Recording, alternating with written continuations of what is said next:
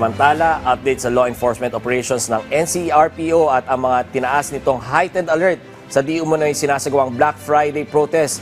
Ating pag-uusapan kasama si Police Major Hazel Asilo, ang tagapagsalita ng National Capital Region Police Office or NCRPO. Major Asilo, magandang tanghali po.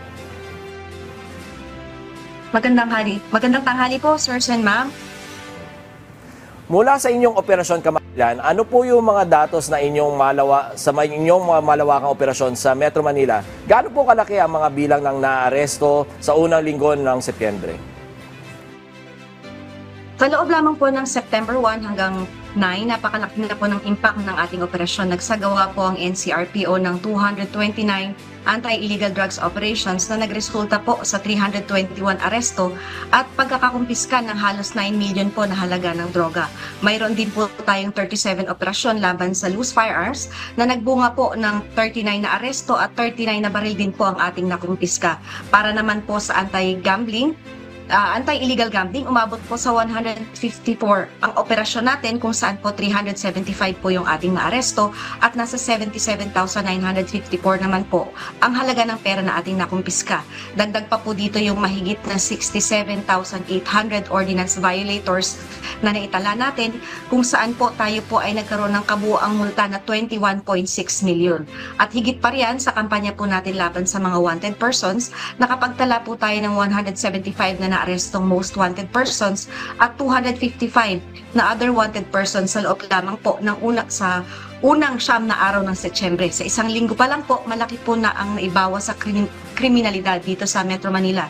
Ito po ay malinaw na patunay na sustinidong kampanya ng NCRPO laban po sa droga, loose firearms, wanted persons at iba pa pong kriminalidad sa ilalim po ng 7-point agenda ng ating Chief PNP, si Police Lieutenant General Nartates Jr. at sa pamumuno po ng aming Regional Director, si Police Major General Abirin.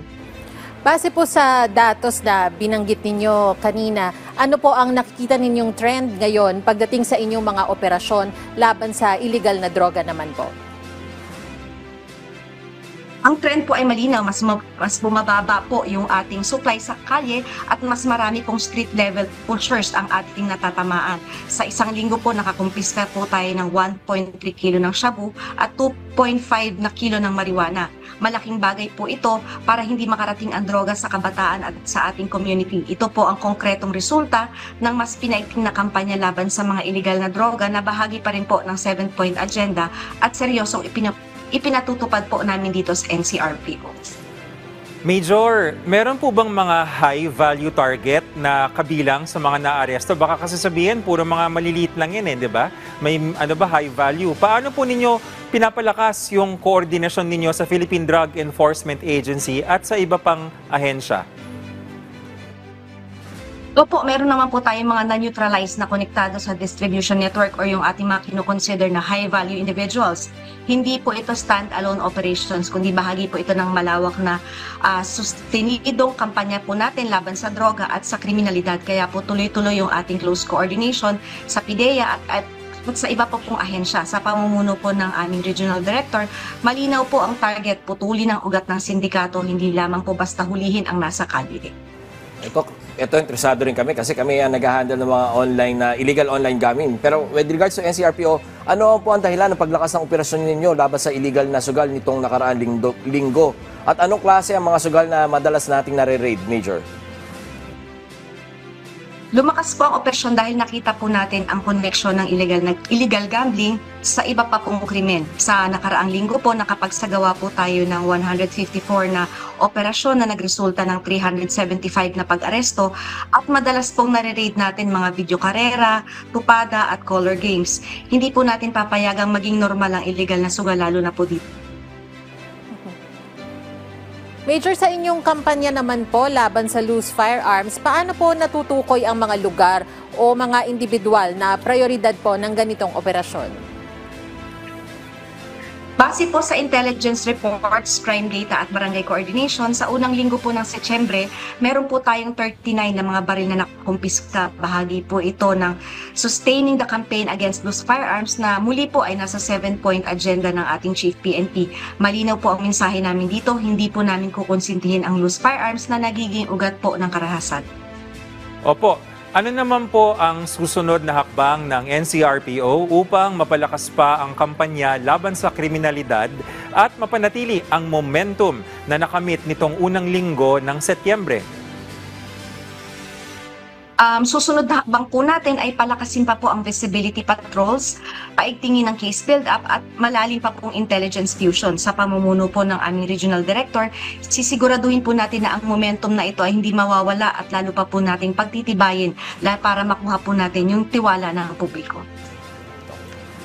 Para naman sa kaalaman ng ating mga kababayan, mula naman sa inyong monitoring, Major, matutuloy ba itong Black Friday protest na di umunay gagawin ngayong Biyernes?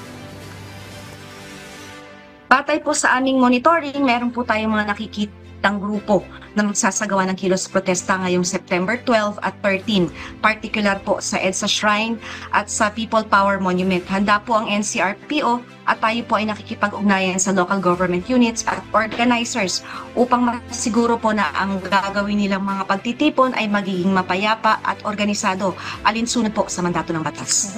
Major, sa ngayon, ilan po yung magiging total deployment ng mga pulis para dito at paano nyo po pinipili yung mga lugar na tututukan nyo po?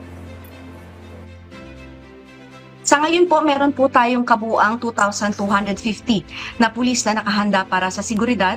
950 po dito ang personal na actual nating i-deploy. Nasa 1,300 naman po ang ating naka-standby sa iba't ibang district po at dito sa Camp Bagong Diwa. Ang mga lugar po kung saan tayo magdi-deploy ay nakatakda po or ginagawa po natin based po sa threat assessment at historical convergence points ng mga kilos protesta. Kabilang po dito ang Menjola, Batasan, Senado at EDSA Shrine. Mayroon din po tayong augmentation na handang i-deploy kung kinakailangan. Major, siguro marami nagtatanong, ano ba kaya nangyayari kapag nasa field kayo at may mga protest? Paano sinasagawa ng mga pulis ang maximum tolerance, lalo na sa mga grupong walang permit? Ano po yung ginagawa niyong mga proseso ng pakikipag-usap? Paano nangyayari yon sa mga demonstrators bago isagawa ang dispersal kung kailangan, sakaling hindi sila sumunod? Mahigpit pong ipinatutupad ng PNP, lalo ng NCRPO ang maximum tolerance. Uunahin po namin yung pakikipag-usap sa marshals at organizers. Susundan po ito ng dokumentadong babala at saka lamang po kikilos kung kinakailangan. Ang prinsipyo po ng NCRPO ay disiplina at respeto sa karapatang pantao, police service na may respeto at may malasakit. Kung halimbawa naman po, meron tayong mga rallyista na wala pong permit, sila po ay maayos na kinakausap ng ating mga kapulisan, lalo po yung ating mga kung saan man po sila magpo-perform ng kanilang mga rally, kinakausap po sila at kahit pa paano po binibigyan naman sila ng ilang minuto para makapagpahayag ng kanilang pananaw. Pero kung halimbawa po na yung kanilang grupo, yung kanilang pagtitipon ay nagkukos na po ng disturbance or nakakasabagabal na po sa ating halimbawa po yung ating mga publiko na sasakay or nakakaambal na po na sila sa traffic, ay agad naman po silang dinidisperse. Diyan naman tayo saludo sa mga pulis natin, no? Kahit ina-agitate na sila, kahit binabastos na sila, talagang pinapairal yung maximum tolerance. No? Pero Major, maraming salamat po sa inyong oras, Police Major Hazel Asilo, ang tagapagsalita ho ng NCRPO.